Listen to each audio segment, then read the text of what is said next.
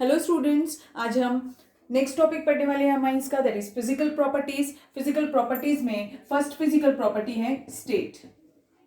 As state depends on what? It depends on molecular mass.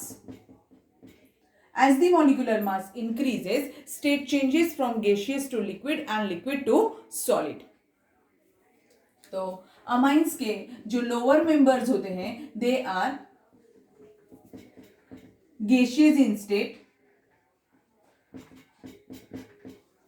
intermediates are liquid in state, and the higher members are solid in state. Amines have a fishy odor.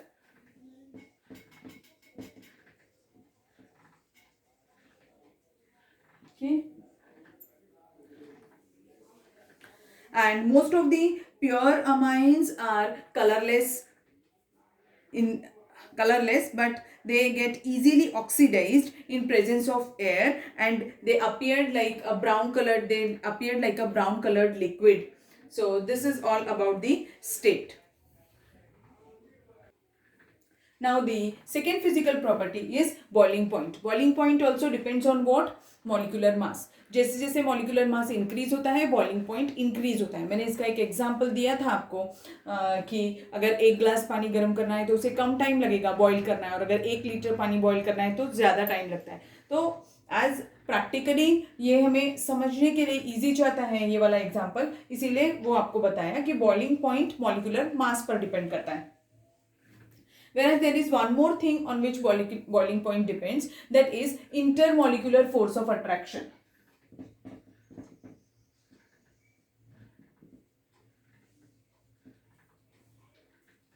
ठीक है. Nitrogen hydrogen bond in case of amines is polar in nature. Why it is polar? Because the electronegativity of nitrogen is more as compared to hydrogen. As its electronegativity is more, so the bond becomes what? This covalent bond is polar in nature, and therefore it shows intermolecular hydrogen bonding. तो amines में क्या present होती है? Intermolecular hydrogen bonding.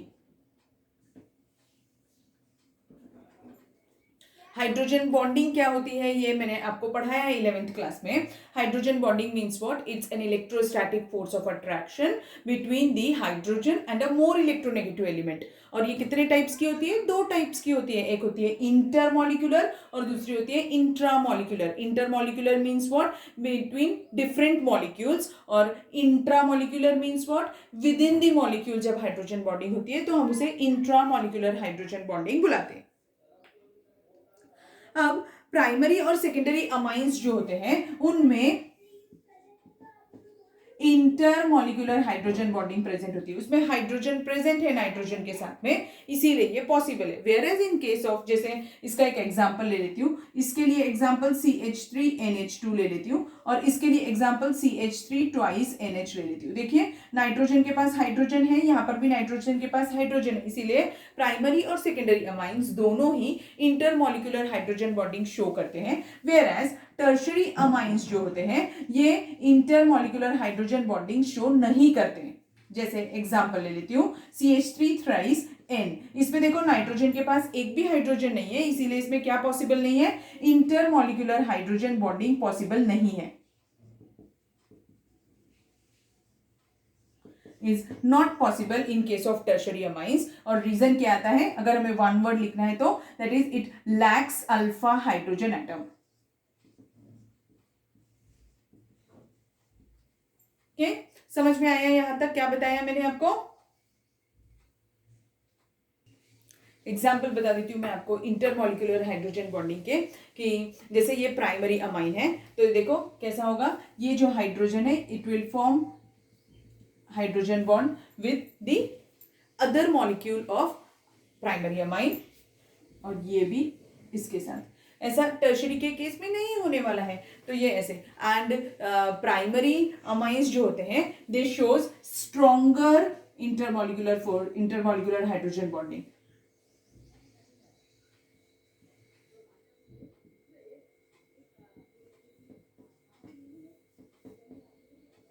As compare to, यानी primary का जो होगा वो स्ट्रॉन्गर होगा as compare to the secondary amine, और टर्शियरी अमाइन में तो होगा ही नहीं. So what will be the order for boiling point in case of isomeric amines? So boiling point in case of isomeric amines, what it will be? It will be primary amine जो है वो सबसे ज्यादा boiling point show करेंगे, then secondary amine, और tertiary amines का सबसे least होगा. ठीक है, बट कंडीशन क्या है, वो क्या होनी चाहिए? आइसोमेरिक होनी चाहिए. आइसोमेरिक आपको पता है, सेम मॉलिक्यूलर मास वाले कंपाउंड्स को हम आइसोमर्स बुलाते हैं. Now the boiling point for the molecules which are other than amines but उनके मॉलिक्यूलर मासेस सेम है, means they are isomeric to amines. अगर ऐसे रहेंगे तो क्या ऑर्डर होगा? तो नॉन पोलर कंपाउंड्स में तो हाइड्रोजन बॉन्डिंग होती ही नहीं है, इसीलिए इनका बॉइलिंग पॉइंट सबसे कम रहेगा. फिर अमाइंस में हाइड्रोजन बॉन्डिंग होती है तो इनका boiling point as compare to alkanes ज्यादा है. और फिर अल्कोहल्स के केस में, अल्कोहल्स में हाइड्रोजन बॉन्डिंग और स्ट्रॉन्गर होती है एज कंपेयर टू अमाइंस, इसीलिए उनका ज्यादा होगा और बॉइलिंग पॉइंट. और कार्बोक्सिलिक एसिड्स का तो सबसे ज्यादा होगा क्योंकि ये डायमरिक फॉर्म्स में एग्जिस्ट करते हैं, इसीलिए उनका बॉइलिंग पॉइंट सबसे ज्यादा है. अब एक और क्वेश्चन कभी कभी 1 मार्क के लिए पूछता है कि why amines have higher boiling point than non-polar compounds. तो रीजन क्या है? Hydrogen bonding, intermolecular hydrogen bonding reason है. That's why the non polar compounds have lower boiling point as compare to amines. Now the next physical property is solubility, and solubility is inversely proportional to molecular mass. जैसे जैसे molecular mass increase होगा solubility decrease होती है. ठीक है, अब एक और प्रॉपर्टी है जिस पे solubility डिपेंड करती है, that is the ability to form hydrogen bond.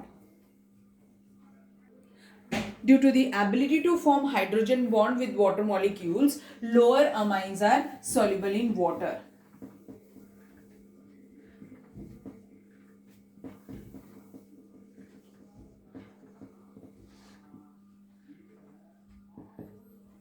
Okay, as the molecular mass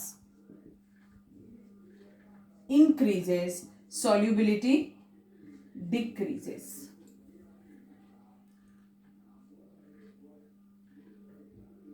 Now the nitrogen hydrogen bond in amines are less polar as compared to the oxygen hydrogen bond. Nitrogen hydrogen bond की जो polarity होती है वो less होती है as compare to oxygen hydrogen bond.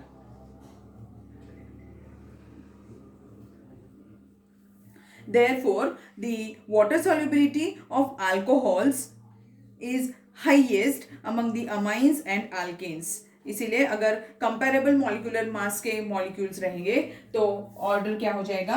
Alcohol सबसे ज्यादा soluble होंगे वाटर में, फिर अमाइंस, और सबसे लास्ट में अल्केन्स, क्योंकि अल्केन्स में तो ये नॉन पोलर होते हैं, इसमें हाइड्रोजन बॉन्डिंग नहीं होती है. ठीक है, समझ में आया आपको? यहाँ तक मैंने आज आपको 3 फिजिकल प्रॉपर्टीज पढ़ाई. सबसे फर्स्ट फिजिकल प्रॉपर्टी स्टेट है, वो डायरेक्टली प्रोपोर्शनल होती है मॉलिक्यूलर मास के. सेकेंड प्रॉपर्टी है बॉइलिंग पॉइंट, जो वो भी डायरेक्टली प्रोपोर्शनल होती है मॉलिक्यूलर मास के. थर्ड प्रॉपर्टी सॉल्युबिलिटी, जो इनवर्सली प्रोपोर्शनल होती है मॉलिक्यूलर मास के. ठीक है, आपको समझ में आया होगा ऐसा लगता है मुझे. Thank you.